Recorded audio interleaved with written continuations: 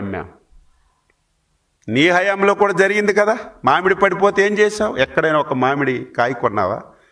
ఇదే కర్నూలులో ఉల్లి 2 రూపాయలకు పడిపోతే ముఖ్యమంత్రిగా నువ్వు కనీసం ఒక్కరోజు రివ్యూ తీసుకొని ఏం జరుగుతుందో తెలుసుకోలేనటువంటి నువ్వు అనునిత్యం రైతు గురించి, అనునిత్యం ప్రజల గురించి పనిచేస్తున్నటువంటి ప్రభుత్వానికి నువ్వు అభినందించవలసింది పోయి ఈ రకంగా మాట్లాడడం చాలా దౌర్భాగ్యం అని చెప్పి సందర్భంగా తెలియజేస్తూ,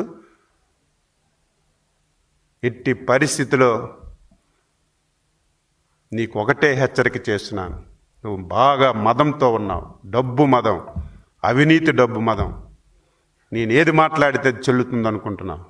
ఇది రాచరికం కాదు, ప్రజాస్వామ్యం. ప్రజలు మంచిని గౌరవిస్తారు అని చెప్పి సందర్భంగా తెలియజేస్తూ, నిన్న నువ్వు మాట్లాడిన మమ్మల్ని బావిలో దూకమంటావా? నీ కనీసం